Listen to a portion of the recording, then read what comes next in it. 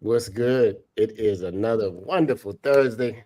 I'm so glad. You know what? Sometimes you just got to say to yourself, I'm just glad to be alive. I'm having a great day because so much noise is happening around the world. And if you don't speak that great day to yourself, you never know what somebody else is going to say to you.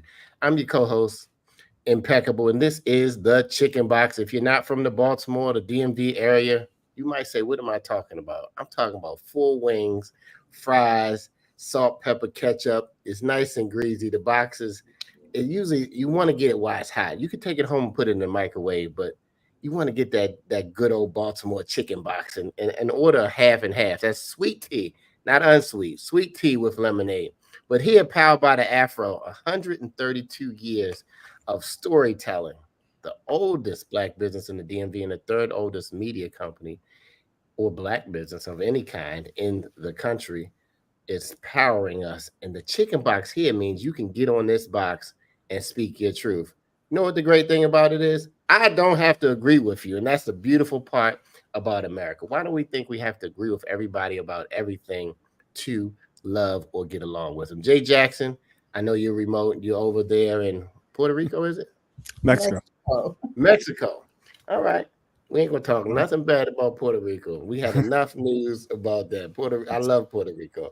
Jay, how you feeling today? I'm doing very well. I'm very excited about this episode today, considering the election's coming up. I'm super excited to talk. The election is right around the corner. If you have not voted, uh, I don't know what to say. Early voting is everywhere. You can put it in the mail. Please vote. Please. Dr. Draper, CEO of the AFRO, how are you? I'm well, thank you. Good to see you, Impeccable. Jay, great to see you as well. Yes. I'm excited too about today's show. I think it's so timely, and I'm excited about the guests that we will have joining us shortly. Black people versus politics in the workplace. Wow. What kind I think of really it's going to be about civility in the workplace. Okay. You read that word, civility? How many times do you say it though, actually? But thank you. I'm going whenever I need to say civility, I'm going to just look at you so you can make sure that it's saying it right. But we have a wonderful guest joining us this morning, evening. I'm in Dubai traveling. Jay's in Mexico and you're in Baltimore. And so where's our let's introduce our guest. Johnny Taylor. How are you, my friend? Johnny, can you hear us? Johnny might be frozen. Okay. Maybe he is. Maybe we're gonna have to refresh. Somebody, can the producer just send a note to him? We have lost connection with our guests. But He'll be back. yeah. So I guess what we can do is let's just sort of talk about what the general topic here is, which is the idea of, how to keep civil and, promote civility in the workplace around politics. Johnny, are you back? There he is. He's back. Okay, were you able to hear us, Johnny? Johnny, can you hear us? Now I can hear you. Okay. Okay, yeah. Well, we gave you that great introduction, man. We let's start over again. Everybody, welcome Johnny Taylor, President and CEO. Am I saying it right? It's SHRM? SHRM. It's SHRM without the E, y'all. So like Sherman Hensley, SHRM. Okay, the President and CEO of SHRM. Welcome to the Chicken Box. And Jay, I didn't mean to cut you off, my friend. You can just kind of go over to your sure. So we'll tell you about who our guest is. So Johnny C. Taylor Jr. is the President and CEO of the Society for Human Resource Management, or SHRM, and is a dynamic revolutionary leader whose thought leadership is shaping current and future generations of the global workforce. Johnny's magnetic delivery and research-backed content will help you and your organization elevate your executive leadership, maximize your power of human capital, future-proof your business, and more. So thank you, Johnny, for coming on. We appreciate it. Thank you, man. All right. So like I said earlier, let's flexibility. We are talking about, we said politics in the workplace, but Dr. Draper said we're really talking about civility. Civility. In the context. I gave you the balance. But you're right. It's in the context of this political environment, right? Which has become so uncivil. So That's- it's civility in the workplace in general, because culture and climate matter, but it is around this whole political piece, and a good follow-up to last week's chicken box. Yes. Absolutely. Johnny, for those who have never met you and don't really know what your company does, can you just give us not the elevator speech, but we'll call it the digital speech really quick? Yeah, so the best way to think about SHRM is if you were a lawyer, the organization that represents them is the American Bar Association. If you were a physician, it'd be the American Medical Association. If you're in HR, SHRM is the Professional and Trade Association for HR professionals, about 1.5 million HR professionals in America alone, and we represent their interest. But what's interesting and slightly different is it's not just in America. So we have offices in about 6 or 7 countries.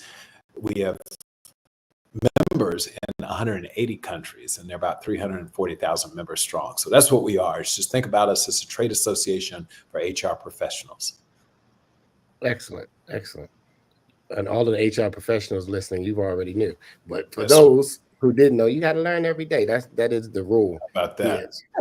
And you'll notice with HR professionals, they get certification through SHRM. So when they get the certification, they put that right after their names, just like people put JD and MD and PhD and all the other acronyms that go after people's names. And so I have a bunch of friends that have that under behind their name. Well, Dr. Draper, thank you for saying that. And by the way, all of our data tells us SHRM certified professionals make about 20% more. I mean, so there's a premium. Companies will pay more for that because, like any other area, if you have a certification in something, that means you've studied the body of knowledge and you can pass tests and prove that you should be a better practitioner on a result. So the businesses benefit, so they pay you more. But enough about SHRM. Let's talk about this politics, not just in the workplace, but in our bigger culture, the level of incivility that we are levying toward each other. I was thinking about this in advance of us gathering today because just 2 days or so ago, British Airways, there was a flight. Now, I want all of the listening audience to think about this because it's non-political, but it's related to policy. So a 40-year-old woman and a 60-year-old woman get on an airplane. We don't have to get into the race of them, but you'll quickly figure out that they didn't look like us, most likely. But 40-year-old, 60-year-old going to London on British Airways a couple of days ago. One of the women has on a MAGA hat. That's all. Make America Great Again. She's wearing a red cap. She's on the plane. Another woman decides, I don't like the fact that she's wearing that hat. So she goes at it. I mean, she exchanges words. How dare you wear this? Da da da da da da da. Got so much that British Airways said, you know what? Both of you all have to get off this international plane. So before we get in the air and have a fight 30,000 feet up in the air, we're going to put both people off of the plane. And that's the way the story went down. That speaks volumes about where we are from a policy standpoint. Now, just for those of you saying, yeah, I understand, I'm with it, that makes sense to me because that's not, I don't support the MAGA world. Just imagine if 15, 20 years ago, when people were wearing the Yes We Can hat from Barack Obama, if someone had challenged you getting on an airplane for wearing that hat and the airline said, both of you are going to get off the plane, how do you feel then? So and just fast forward, what that has done is people bring all of that animosity, all of that tension, all of that stuff, and I have other words to use for that, to work now, where they won't talk with people who don't agree with them politically. There's some recent data that says Generation Z and millennials, 40% of them say, if I don't agree with the political affiliation of my CEO, I will quit my job. Seriously? So you're a teacher in a school system and you don't like that your superintendent or your principal you just are going to walk off your good job because of that? That's the level of incivility that we've arrived at when it comes to politics in the workplace. It's staggering. No, I think that's a fair point. Do you, in your research, whether anecdotal or actual hard data, have you found that things have gotten? You mentioned during, let's say, back in 2008, things were a bit different. Do you find that there is a sort of a steady rise, or has this like a steady rise even prior to 2008, or do you find that there's been sort of a sharp rise since, let's say, 2016? Brother Jay, yes. Okay.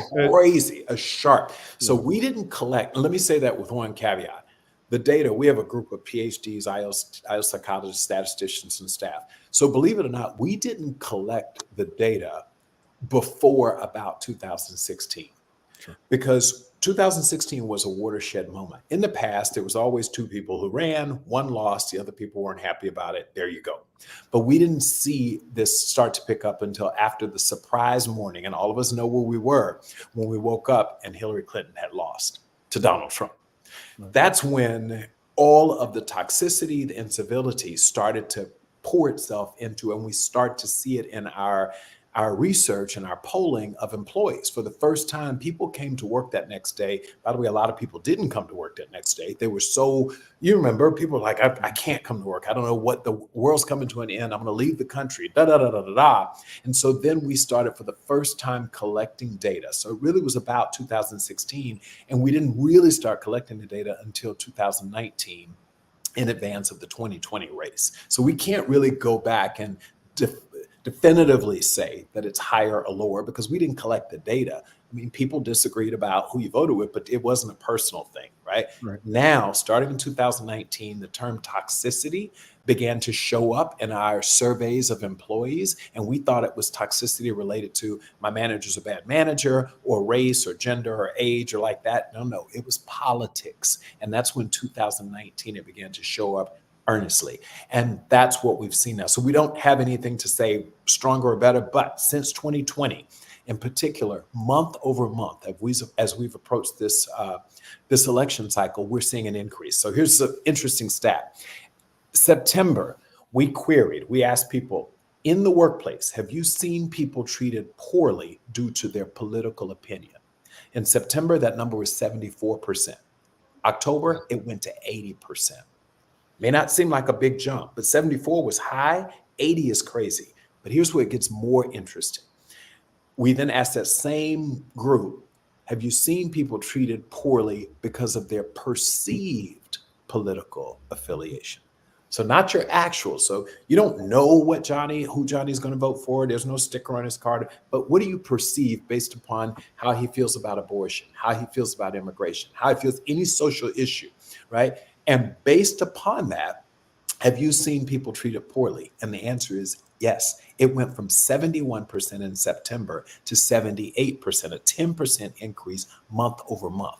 We suspect that when we look at November numbers, as we lead up to the November 5th date, it's going to go through the roof. And that's real. And you may say, so listening audience may say, why does that matter? Well, unlike other forms of diversity, I'm going to use that term, because political affiliation is a diversity, race, gender, national origin, all of those are dimensions of diversity. If you say, I'm not going to hire someone because of their gender or their race, you're subjected to consequence. There are laws against that. There are no federal laws that prevent you from coming in and saying, Dr. Draper is a Democrat, I'm a Republican, and therefore I'm not going to hire her. You can actually there's no law that prevents you from doing that on the federal level. So this notion that you could openly discriminate or be hostile towards someone because of either their actual political affiliation or the perceived political affiliation is shocking. And most people don't understand it. You literally can walk in and be interviewed by someone, Democrat, Republican, pick it, who you're the opposite. And they can say, you know what? I'm not going to talk to you anymore. I'm not hiring you. You're not being promoted. That's the law. Let me ask you this, because I looked at some of the data from the study that you just did, and it said that there are 190 million uncivil acts a day. A day. What? A day. That's a staggering stat. No, it's you just think about it. It means we're being hit with it from everywhere. Now, that's not just in the workplace. That starts in the morning when the person cuts you off or you cut them off. But even in the workplace, that number is still upwards of 70, 80 million. It is insane how we are constantly being attacked every day in different ways. And just think about it. Some of it subtle, some not so subtle, the snot, and we are seeing it. But what is more disturbing to me is, I don't know if you caught in that same research, our index indicated that it takes the average person about 31 minutes to get it back together, to recover after being subjected to incivility. Think about it. I mean, that's what happens. You come into your office and someone comes at you wrong. You don't just go back to work. Like a brother and sister's like, for real. And so you are distracted. You are less productive. You're less engaged for on average 31 minutes after every incident of incivility. So this is a business conversation. You're beginning to affect a company's productivity and ultimately its profitability because people are distracted because they've been treated poorly. Yeah, emotional hijacking, basically. Yes, Yeah. yes. That's what it is. And so you also offer some help for business people, for business managers, owners. I think you've got a packet together that people can access. To Toolbox. Yep. A toolbox. That's the word I was looking for. A toolbox. You want to say a little bit about that?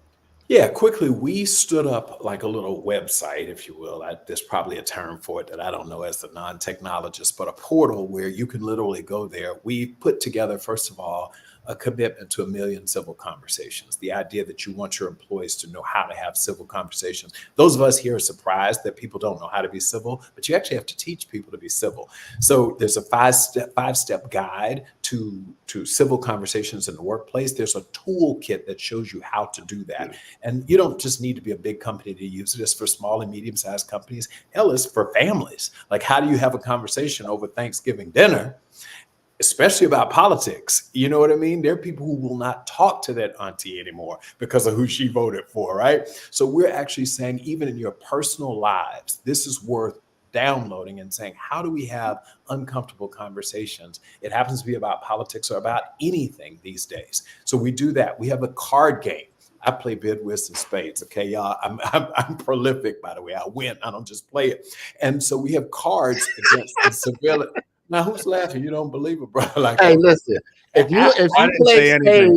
you play spades and you can't talk trash, then you don't really play spades. That's what I see. Impeccable. I love it. I love it. That's right. But yeah, so cards against incivility. We're literally it's what we're doing is you're gamifying it so that it's not some concept, some academic concept. It's like, how do you actually make people be more civil toward each other? So yeah, great, Dr. Draper. This is what those kinds of tools, and they're available at SHRM.org. We want to teach people society's got to be more civil. This is getting ugly now, which is another stat I want to talk about. 84%, shocking stat to me, of U.S. workers say that the current political climate causes U.S. citizens to see each other as, get ready, enemies. That's a big word. It's not that we just disagree. You're my enemy. That's not cool when 84% of a country says that's okay. That's bananas. If you just popped in this conversation and said, what's going on? This is black people. Well, this is not black people. This is just politics in the workplace dealing with incivility. You see, I got it right now. I'm ready for incivility. The conversation, at least, because I'm sure I probably experienced it yesterday. And I remember that I was in Dubai and I had to put all my emotions and not say anything because you could get locked up for any kind of. They have what they call a 0% crime rate in Dubai, and they are not playing. And I see you guys had a Middle East office as well. So yes. SHRM, you are everywhere like the sidewalk. All right. So wherever people are working, but this word, and a lot of our viewers may have never heard of it in civility. Lon Walls and Bonnie Deans, how you doing? Lon Walls says hello. He's worked with you in the past. He's a good Lon, what's up, my man? Good to see you. Boy, that's a voice from the past. Brother Walls, the master communicator. Absolutely. He's still doing it. He's still doing it big. But we're talking about, so let's give an example. Let's go back to the plane example, because a lot of people don't even know that on the plane, once you're on the plane, the pilots and the attendants have if they feel unsafe at any time, they can put your behind off the plane. And like the person who had the hat on, why did they get put off the plane? You nailed it, bro. That's the big question. Again, whether you agree or disagree with the hat, the fact that you could have that, it wasn't like there was a curse word. It wasn't an obscenity or pornography. Like, it's just because you disagree with that person's political affiliation. That's deep. Yeah, I don't understand why you And thought then you found it enough within yourself to the person you don't know, because the hat they have on, right. to begin and engage in a conversation, not a hey, have a safe flight. It's like, I don't like your hat. Right. By the way, what business is that of yours? I mean, really, that's, you start with, whether it was a political statement or whatever, I wear whatever hat I want. Now, there are boundaries. There are things you're not going to have pornography, you're not going to have curse words. There are things that you can't. But the notion that we are at a point in our society where I think I can come to you, I can step to you over something you have on your head, like, really? But that's where we're living these days. And again, I keep making the point that since there's roughly 335 million people in the US. The US workforce is 168 million people, which means half of all Americans go to work every day somewhere. And it's like 80% of adults, because half of Americans include children and retired people, et cetera. So most of us go to work. And so if we're engaging in this kind of behavior in our personal lives, on an airplane, in a mall, wherever you call it, church, in the parking lot, imagine what you bring to work. This is a bad situation, which is probably more concerning, because the biggest aha in the research is that this is now becoming violent.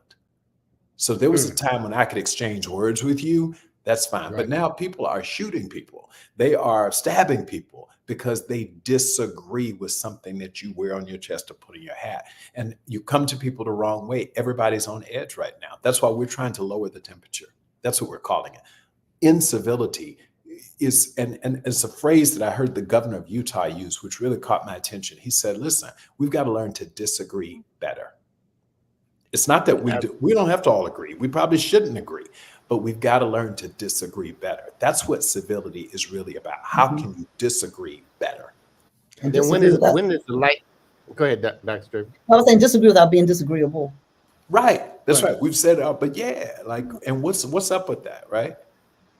I have a question, Johnny. Do you find that this sort of increase in rhetoric, right? Like this, quite literally, you have 80% of Americans saying if they disagree with someone that they're seen as their enemy, right? Right. Do you find that because this rhetoric is being used at a very high level, so to speak, do you find that that is sort of trickling down into society, where you have presidential candidates or former presidents saying these kind of things, enemy within and things like that?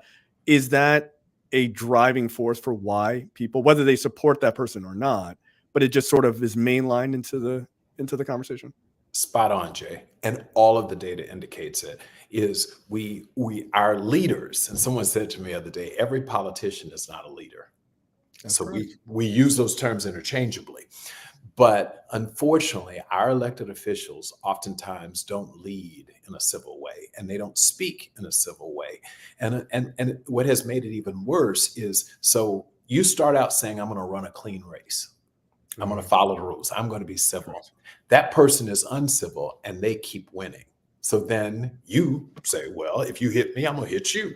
And now, it's a race to the bottom. And all of this is on full display for our children, for our community members. They think this is the way, calling people out of their name. Like, that's not funny. It's not. But you're absolutely right. And again, this is not about one candidate or the other, because frankly, both sides have engaged in some pretty, petty and immature and uncivil behavior. And unfortunately, that has now, society broadly is starting to channel that behavior. So what it sounds like it does is what happens in life. If you have belligerent parents that come to school, you end up having belligerent children. And in the workplace, if the climate and culture at the top is toxic, uncivil, then that filters down as well. So it sounds like it's coming from the top down, and then it's from the bottom up. We call it treetop and grassroots at once. That's exactly. And so it's meeting in the middle, and it's really changed the way we deal with each other, that we cannot, it's pretty bad the way that, and social media, by the way, I'm not anti-social media, although I wasn't born a digital native. I'm old enough to admit that. But it also, because you can do so much of this behind a pseudonym or a fake name or whatever, that people, the cowards, the stuff that people will say to you on social media, they would Say never it. Say it. That's what I've been wanting to get to. right. Come to my face. But that's absolutely true. Anonymity has made people really quite vicious. That's right. Online. Yeah, that's absolutely Well, true. then after all of the social media hiding and the shaming and the text bullying and all of the other things that they may have grew up experiencing or been a part of doing it, and when they get to a workplace and they possibly have to be physically near a person, they can't just go put their phone over there in the corner.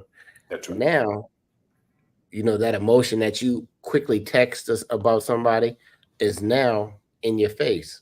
Right. So now, like you said, if it takes 31 minutes, within those 31 minutes, elevation of anger is happening. And I say to a lot of youth that I talk to, I said, 30 seconds of a bad decision can ruin your life. You can go to jail, or you could be killed, or, you know, that's the extremes. But the in-betweens is, I guess, what we are dealing with now at the workplace. And not only in the workplace, but just in our everyday association, you know, because when Obama was running, we all had anybody who was with Obama bought a shirt, right? That's right. Yeah. Now it seems like some people want to be like closet on who they're for. Yeah. And it's kind of like, when do you take a stand? You know what I mean? Right. When do you just draw the line without feeling like, don't talk about religion and politics is the thing. But did you say, when you said 2019, so do you think that the red hat really stimulated everything to go to a different emotional or, you know, inciting of different behavior? Listen, all of our data suggests that this has been a steady rise, but and we have to say this again, this is not anti or pro any candidate. I keep saying that because it's so tempting for people to decide that you are. Well, this is the black press, and I'm gonna tell you who we not for. Right. Well, I'm not for. We're not sure. We're not. SHRM is for people to vote for. We want you to vote. Absolutely. That's all we want you to do is vote. You vote for whoever you want to vote for. And we know that our country is so divided, polarized around elections. It's very likely that look to your right, look to your left, and one of those people is likely not with you. So that's okay. And that's okay. It actually should be okay for us to have different points of view. What we can't do is disagree in a bad way. Because what's good for you has to be good for the other side. So if you take shots at them, then you have to expect that at some point they're going to bring it back to you, and thus the battle, the incivility. And that's what we're pushing for. We're saying there's no right or wrong. Vote for whomever you want, depending upon the issues that matter to you. That's what you should do. And the key is everybody should be voting. The problem is, and I'm going to lay something on you that I want you to think about. You know, we've talked about diversity and inclusion and equity and all of this for so long. Having a different political affiliation is a dimension of diversity. Yes. Right?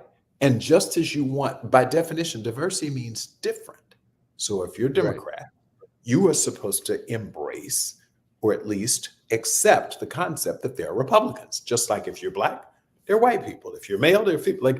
So I've tried to have this entire conversation in the context of diversity and inclusion, which means just because someone's different from you, you can't vilify them. You can't make them the enemy. You can't not hear them, see them, value them. Hell, that's the very thing we've complained about as a people forever. And then we're going to engage in that very behavior. That's not cool either. Again, have the person that you support. Do it proudly, but respect that people on the other side are going to do the same thing. Without diversity, we'll all be driving black cars. Right. Christ came along and told Ford, we don't want to drive the black car anymore, right? That's right. So there's the link again. I know, Johnny, we said 30 minutes for you, and we're about at that time, so we're going to respect your time. But that's also an outcome, or I don't want to call it outcome, but think about the attack on diversity, equity, inclusion, and belonging. So I want to come back to that show. Bring me back to that. Right. So if you have that attack going on, that goes right along with the incivility conversation because you've already invalidated diversity. That's right. That you nailed it, Doc. I know that's why she got that PhD and everything. No, but it's absolutely right. We've got to be more thoughtful. We take these positions and you do them in isolation. So it's okay for me to tell person X, they can't wear this, they can't believe this, they can't feel this. And then we turn around and say, but you need to accept my authentic self. Exactly. Well, it can't work that way. It just doesn't work that way. We've got to be more thoughtful about truly tolerating, understanding, maybe not embracing everything. I mean, and it's not just, we understand it when it comes to race, but things like the LGBTQ community issues right now, different is different, and different scares people, and we naturally resist different. So how we manage through it, I'd love to come back and talk with you all about, and your audience, about when we talk about diversity, it can't be diversity as long as you agree with it.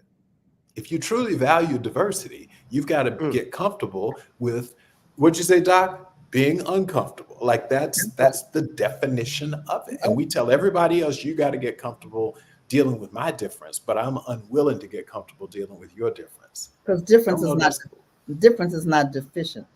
That's right. Difference happens every week in the NFL and on college football games. I like the Ravens. You like the Commanders. But we come there, we cheer, we leave. Except if you're in Philadelphia, those fans are real nasty up there. But well, see, you said it. You said before you go, you got to say it. Think about it. We're now having football games where people are outright fighting at the end of a game. Like, who does that? You won. What you fighting for? Right? Fighting and snatching home runs from the stands. Right. But anyway, I know we're at your time. Bring me back. Bring me back. I would love to do this. But there's a part that we do right at the end if you have another minute. Yes, I do. Impeccable, you want to introduce we're gonna let Johnny, the CEO and president, who's sharing with us, just candidly, the CEO of SHRM, look it up, SHRM.org, where he gets on the box and he can say his final words. And for those out there, he is a member of the illustrious Kappa Alpha Psi. I always have to shout that out. That's how we do, okay? That's how we do, Newt. So you're now on the box and you get to speak the final words about, we brought up a word, guys, that you didn't know. It was called incivility. And maybe you do know it. You can look it up, put the I in the civil and add the utility at the end or whatever it is. But incivility, we've been talking about it today, and people, I'm going to let Johnny have his last word, and then we're going to continue for a little while. Because I don't want to talk about it because I might get in the feeling. I might need 31 minutes to get myself together, John. So, you are now officially on the box. Yeah, when we were raised, at least I was, my mother said, do unto others as you'd have them do unto you, as sort of the golden rule. And one could argue about how that works in every situation, but that's what civility at its core is about. Treat people the way you would want to be treated, or the way you want someone to treat your mother, your brothers, your sisters, etc. And that doesn't mean that you have to agree with them. In fact, oftentimes civility is most important when you don't agree with the other side. Right. But we owe it to each other to be more civil, more kind, more respectful to people. It's going to make for a better society. I worry about the society that we're bringing our children up in. If someone can literally, incivility ranges from ignoring you to speaking poorly to you, to actually fighting you, killing you. And we can't let this continuum go, especially even in our own community. So I'm hoping that we take this seriously beyond the election cycle. This is about how we treat our brothers and sisters. Amen. Johnny, you are now officially in the AFRO archives along with Freddie Douglass and everybody else. 132 years of beautiful Black people doing great things all over the world. And you now have a friend at the AFRO. Anytime you need us, we will be here for you. And we'd love to have you back on the show. You bring so much wealth and knowledge to the subjects, especially in the HR field and just in the life field, from all of the experiences that you have had. And a pleasure to have you on the show. So again, thank you. Respect your time. Dr. Draper said you had a wonderful, is it headquarters there? Yes. Alexandria, Virginia. Yes, sir. Yeah, I'm going to make it out there one of these days when I get in town. Do that for me. All right, you be well. All right, thank you. All right, thank you. Guys, we're going to go on just a little while longer. with this incivility. And Dr. Kevin Daniels, Jewel, Bonnie, Lon, anybody else who's tuning in, share this message, because one of the last things he said on the stage was incivility is happening even at your own home. It could be people ignoring you. And parents, if you're letting your kids ignore you, it's a whole, I think a lot of it starts at the home, like you said earlier, Dr. Draper. What do you think? Well, I think it does. I'm really concerned too about how it's spilling over into. We talked a little bit about social media. The young people are stressed, and it's the incivility, whether it's the comments on social, or it's the ghosting, or it's the shaming, or whatever's going on. We just are listening to and hearing about these suicide cases of incidents with young people. And not so young people. People are depressed just thinking about the fact that people were isolated for 2-3 years from COVID.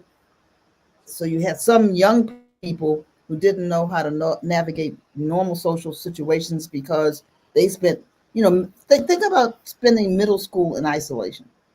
Right, your most formidable years. Yeah, right. Or elementary school, right, 4th, 5th, 6th, 7th grade or whatever. And now you're trying to navigate that, and you've been behind the screen anyway. And now you're more behind the screen. And so I think that this is really a public health crisis where people are quick to give you a piece of their mind. I used to tell folks, you can't give me a piece of your mind. I need every piece that I have. I'm not, but when we have different personalities and different things, you're to the point sometimes you don't even want to wear whatever your affiliated shirt is. Right. You take your button off, you go certain places. Yeah, we were at this leadership class with kids, and you brought up ghosting. Ghosting is tearing a lot of kids up emotionally. You know what I mean? Yep. I mean, back in the day, we was like, do you want to go with me? I mean, and circle yes or no. That was kind of a thing. I don't know if I'm really dating myself back then. Yeah, you're super dating yourself. You would slip a girl a note, but this is pre-texting.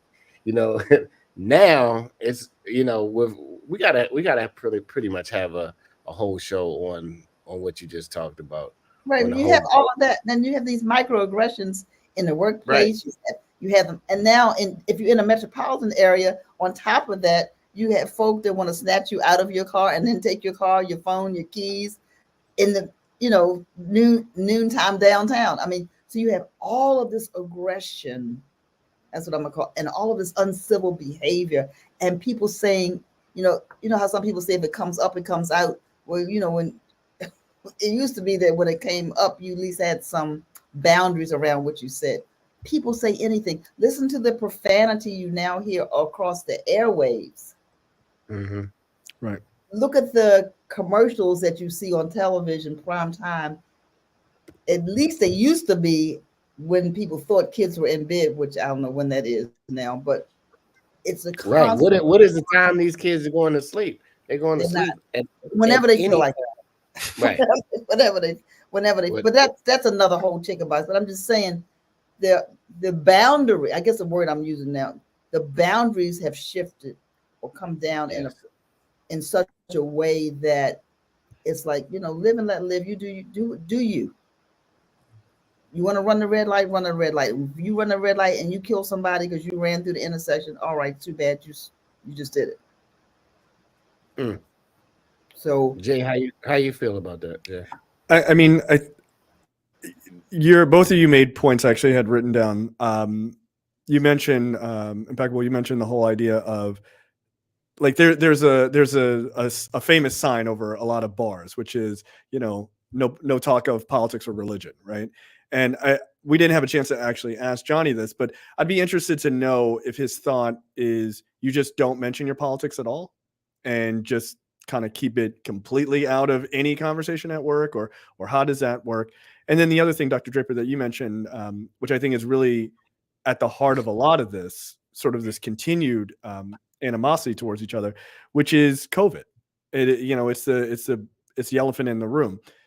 Not just, I mean, it definitely happens with kids who have spent 2 years in the house, right? That's absolutely true. But I think it really broke a lot of people, adults, in their inability to connect with others for 2 years. We're not as just animals of the world. We're not designed to be hermits. Like that's not what humans are designed to do. And I think 2 years of people being completely isolated outside of Zoom calls is just simply not enough. And I actually just listened to a conversation between Trevor Noah and this sort of psychologist or scientist or something, talking about the idea of people don't understand friendships anymore, and how because of COVID, people's actual human friendships have suffered dramatically because of that. And I think that's a big part of it. We have lost a lot of connection to other human beings. Now, I will admit, I think that the conversation around like politics and sort of keeping in the workplace is important to have, right? Because you don't want to just isolate yourself and things like that. But I also think you have a right to, feel a certain way about certain things, right? There are certain aspects of politics that become very personal to people, right? People's rights and things like that. And not just before not just 2016 and on, but, civil rights, for instance. It's not like we can pretend that wasn't a big deal. But I do think you have to figure out some level of being able to defend what you truly believe without, to your point, like without just being disagreeable. I think that is important. But people people look at role models. So if you have a presidential candidate 100% who's free to call somebody stupid, come on, let's just put it on the table, right? So using a word that I don't know, when I grew up, and I know I grew up back in the Stone Ages, right? But when 29 years ago, right. But you didn't use that. You didn't call anybody stupid. Right.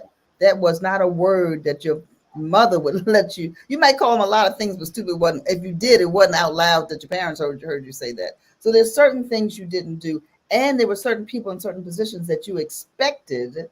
You expected your teachers, you expected your preacher, you expected the heads of government in the United States. You expected them to be a level above. Yeah, that's not happening. People are being called all kinds of names from the upper echelons of our culture, and therefore that makes it okay, because if he can say it, if she can say it, that means it's okay for me to say it, because they are at the top. They are former president, they are a vice president, they're so this given permission. Yeah, it is tacit permission. I agree with you. It's given a permission, but it's also how you internalize it. You know what I mean, as well. Because if I call you a turtle, are you a turtle? No, but you so mad I called you a turtle that you coming back at me. You call me a turtle, Impeccable, but don't call me a stupid turtle. All right, well, I'm not gonna call you. I'll never call you that. But I'm just saying. I'm using the example. You aren't a turtle, period. You know what I mean? So it's kind of like when you take on what somebody else decides to speak negative or out of their mouth. Let me get back into incivility real quick. And I'm going to give a couple examples I looked up. And here's some common examples of incivility. We were talking about politics in the workplace. We had the president of SHRM Corporation on, and CEO Johnny Taylor earlier. He had to jump off. You can rewind the video if you missed it in the beginning. But here's some common examples of incivility in the workplace: acting temperamental and yelling at others, which we see a lot now; showing up late repeatedly to meetings; being disrespectful to other employees; blackmailing or talking behind other employees' backs; sabotaging someone's project or assignment; and trying to ruin an employee's reputation. That's just a few examples of incivility in the workplace. In case you didn't know what we were talking about, in case you needed the definition of incivility, you need to look it up: rude and abusive behavior, and just people trying. People always said somebody at their workplace was trying to sabotage them. We've heard this for years, but now it is beginning to get outrageous, and I think, like you said, it's a lot of mental health situations that's going on. It's a lot of social media is really not so social. When these people come from behind the screens, their social skills show as awkward a lot of times when they have to deal with a person in person and they're not behind the digital screen or the digital device. And so those will probably become new HR mandates or assignments as new hires come on. It'll probably be classes on how to deal They with are each now. other. They are. I'm sure there are. I'm sure Oh, they there are now. And SHRM own offers rather. Go to SHRM.org. They offer a whole bunch of classes, workshops around those topics. Those are big issues. You're right. People don't know how to talk with other people. So they're so used to interacting over a screen. And a lot of times when they interact over a screen, they're not paying attention. They don't, their full selves are not in the room. Right? Let me They give you a texting, full emailing. let me give you a full example yesterday. Okay, good. Those who know, I'm traveling around the world. I'm at the Dubai Mall. So it's about the mall is bigger than the city. Anyway, it's about 100,000 people in there. But I'm trying to find the entrance to get this Uber Black. So I call it Uber Black. They take forever. And then he's texting me, "Where are you?" And then I say where I am, P3. Now, meantime, while I'm waiting, it's another group of guys who keep asking me, do I need a ride? Mind you, their price is probably 3 times what the Uber driver is. But my Uber driver seems to keep getting delayed, even though I can see his car at 250 feet away. And so he keeps repeatedly asking me, and I said, I already ordered an Uber. And then the Uber driver proceeds to text me and say, where are you going? And you should already have the information inside of the app, right? So I text him back, you should have the information already. And then I text him the hotel that we're going to. And all of a sudden, he cancels. And so the guy who's been asking me, do I need a ride, has a screenshot of my Uber driver being canceled and said he canceled and laughed in our face. Now, we all brothers and we over there. So, that was the red flag of I'm beginning to be a real angry. You're gonna see an angry black man, and you still in my face trying to sell me your car, to get me on your car after you done laughed in my face and ran this whole game.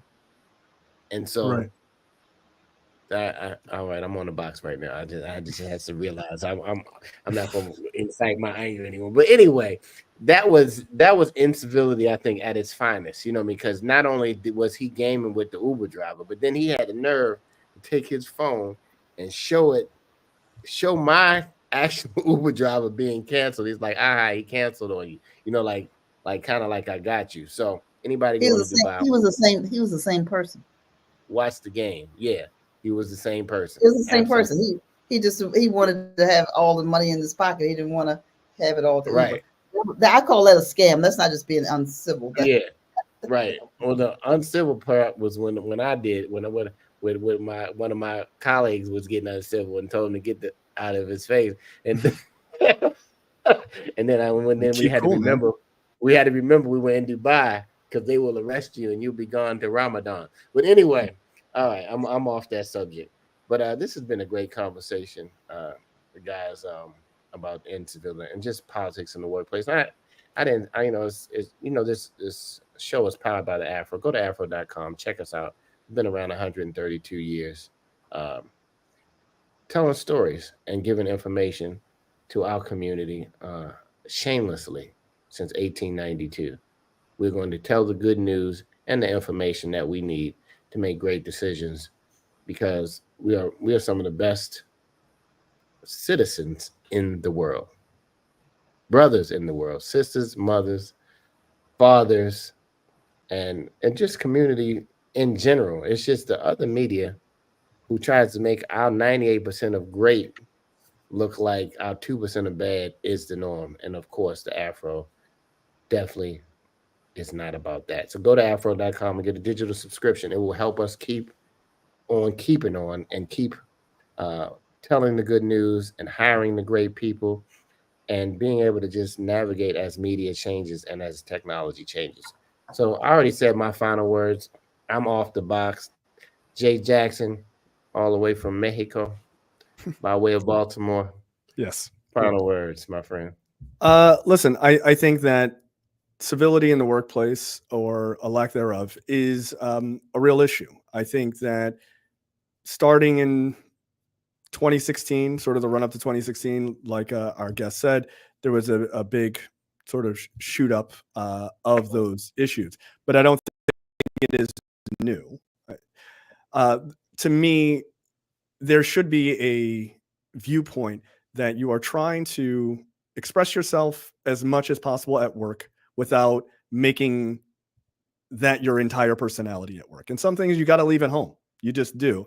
I have certainly in the past gotten into political arguments with people in previous jobs, but over time I've learned that it's useless and it doesn't really do much of anything. Now, there is a line, of course, where you're talking about someone being like openly offensive to you or something like that, then, you get HR involved or something like that. I think it's a better avenue. But to Dr. Draper's point earlier, I think there is an idea of you being able to disagree without being disagreeable. And I worked for a long time, for a number of years, almost 2 decades, working for the United States government. And there are people who hold certain opinions, and and people who hold very different ones. And I think that's okay. And I think you just have to be mindful to show people respect. And if you can come at people with humanity and respect, I think 9 times out of 10, you will get that back. Now, once you go home or on the weekends, put on whatever hat, shirt, and, proudly be who you are and don't deny who you are. And I think that is the best balance you can hope to accomplish. I wish we could have talked to Johnny a little bit more, because he was talking about the idea of, the sort of perceived views and things like that people have. And those are becoming more and more evident, sort of through data and just sort of anecdotally what people think if they assume you have a certain viewpoint.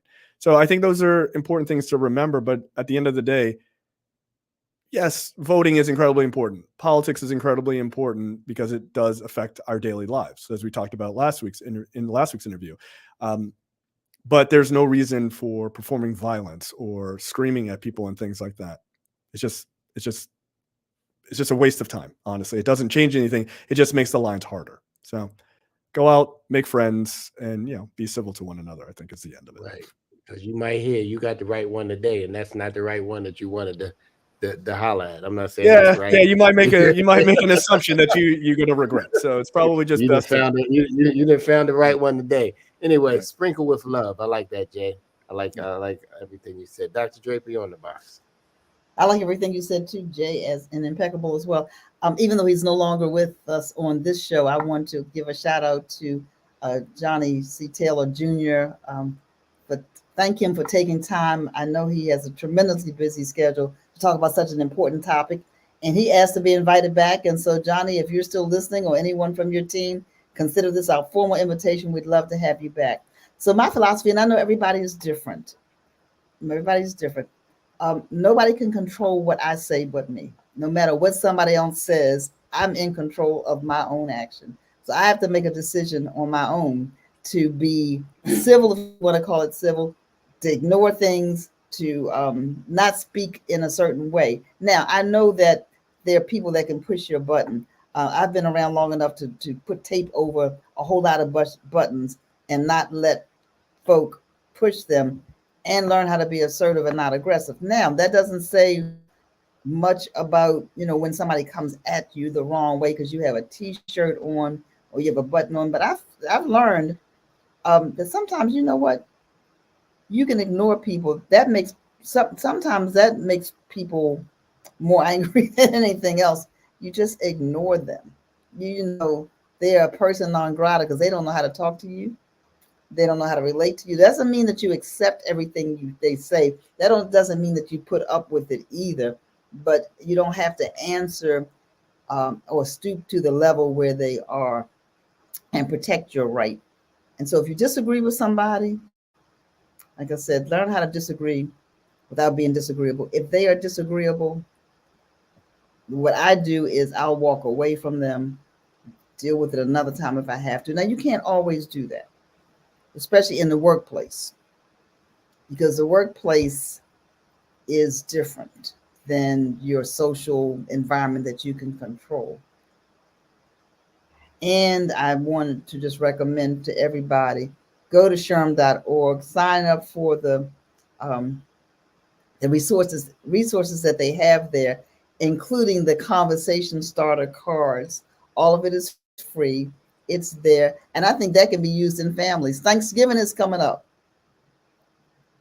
There will be a whole lot of incivility at the Thanksgiving table in some families, and it didn't just start. I think Jay said that, right? It didn't just start. No, it didn't. You know that uncle that's going to have that extra glass of whatever, and before the dessert comes, he and your dad are going to be at it, because that's what they do, right? Yeah. So you know that's going to happen. So try to just set the atmosphere. Control your own self, because that's the only person that you can control. And it usually works out better when you say to yourself, you know what, I don't care what they say, I'm going to walk away. I'm not going to be a part of the foolishness. That sounds like a great plan. A prescription that we all can use. Just walk away. Don't answer. That's what the young man tried to do in Florida. While those angry white men followed him in his own neighborhood. He tried to ignore them to the highest. Thank God he recorded them. And thank God they didn't lose their mind and decide to put their hands on him or inflict violence on them. But that's what we're dealing with. Incivility. We got to change it, people. It's got to be a better way. So until next time, God willing, we will see you here on the Chicken Box. Of course, call a senior. And you know what? That senior might not have voted yet. They are waiting for you to take them to the polls. Please go pick them up. Go pick them up. You want something to do? You got a little bit of time. Go pick somebody up and take them to the polls. We must vote. Absolutely. We must vote. We must vote. Until next time, everybody. Have a wonderful Before day. you hang up, Impeccable, I want to say to our listeners, go to AFRO.com. If you're not sure where your polling place is, you're not sure what your registration status is, you're not sure when the early voting ends in your state. In Maryland, it ends today, by the way. If you go to AFRO.com, then there is just right there, you see that Afro Votes button. Push on it, put your name, your zip code information in, and it'll pull your voting record up. You may be like me. My polling place has changed 3 times in the last 10 years. So where you voted last time may not be the same this time. So go to afro.com. It's a free tool, and it's there to help all of us make sure we're in the right place at the right time. And next time we see you, we will have a new president. One way or the other. And one way or the other. And guess what? You're still gonna have to go to work November 6th. As long as the new president is not the old president. If not, people will be in mourning on November 6th. Okay. Hey, if you don't vote, you know what the outcome's gonna be. So have a great day, everybody. All right, goodbye, everybody. We're not gonna beat the dead horse, but we're gonna wake him up, and then we're gonna kill the horse again, and we're gonna beat him again. Go vote. Talk to you soon. All right.